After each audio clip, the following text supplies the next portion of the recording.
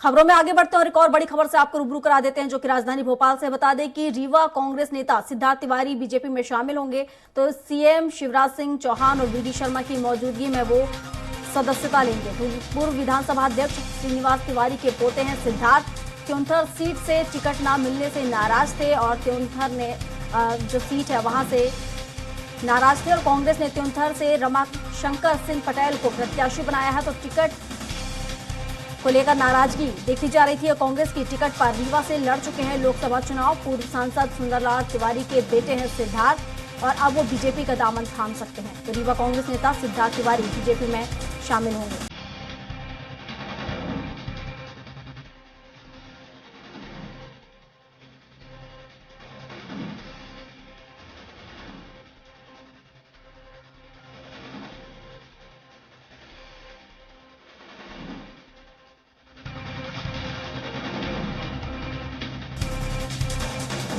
तो बड़ी खबर आपको बता रहे हैं कि रीवा कांग्रेस नेता सिद्धार्थ तिवारी बीजेपी में शामिल हो गए हैं। आपको बता दें सीएम शिवराज सिंह चौहान वीडी शर्मा की मौजूदगी में उन्होंने सदस्यता ली है। तो पूर्व विधानसभा अध्यक्ष श्रीनिवास तिवारी के पोते हैं सिद्धार्थ।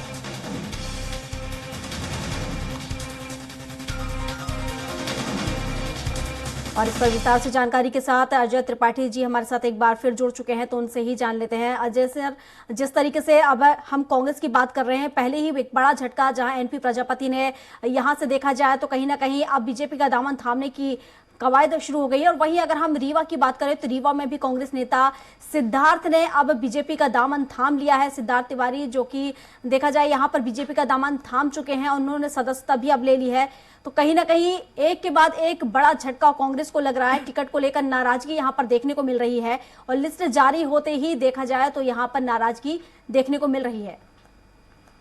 नहीं, देखिए, निश्चित रूप से बीजेपी कांग्रेस दोनों में नाराजगी है। टिकट कटने से नाराज लोग पार्टियां छोड़ छोड़ के जा रहे हैं। शिवपुरी के नेता वीरेंद्र रघुवंशी अगर चले गए तो अभी बीजेपी छोड़ने वालों की संख्या भी कम नहीं है। वीरेंद्र रघुवंशी ने बीजेपी छोड़ दी। अभी कल परसों ही मुन्ना सिंह भदौरिया जो अटेर से टिकट चाह रहे थे उन्होंने बीजेपी छोड़ दी। उसके पहले लाहौर से जो टिकट चाह रहे थे रसाल सिंह, उन्होंने बीजेपी छोड़ दी और वो समाजवादी बहुजन समाज पार्टी से टिकट पर। लेकिन जिस तरह का आज घटनाक्रम हो रहा है इसमें सिद्धार्थ तिवारी का बीजेपी में आना बड़ा संदेश इसलिए है कि सिद्धार्थ तिवारी उस परिवार के मेंबर हैं जिस परिवार की पूरे विंध्य इलाके में, सिर्फ रीवा अंचल नहीं बल्कि पूरे विंध्य इलाके में तूती फूलती है। एक चूंकि विंध्य इलाके का बड़ा कंट्रोवर्शियल ये कि वहाँ पर बीजेपी कांग्रेस या समाजवादी पार्टी का काम नहीं चलता।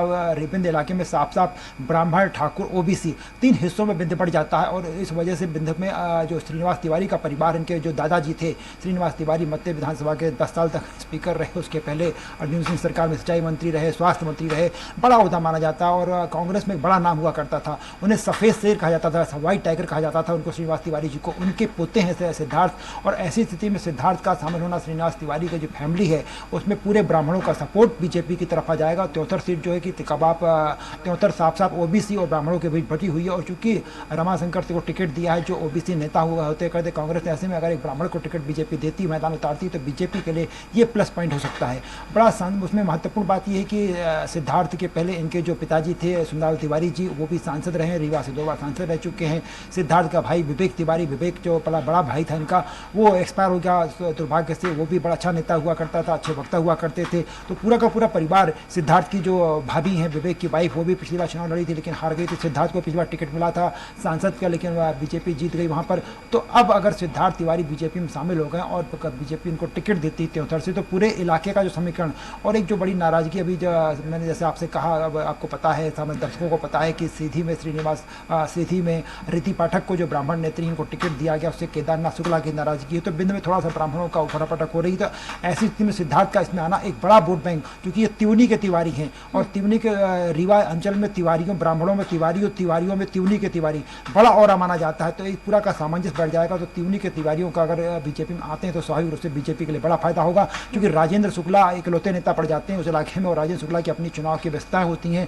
तो ऐसी स्थिति में इनका सिद्धार्थ का शामिल होना, राजेंद्र शुक्ला, सिद्धार्थ, रीति पाठक, ये तमाम नेता अगर इस तरफ हो जाते हैं तो स्वाभाविक रूप से एक बड़ा ब्राह्मण वोट बैंक बनेगा जो बीजेपी के लिए काफी फायदेमंद होगा।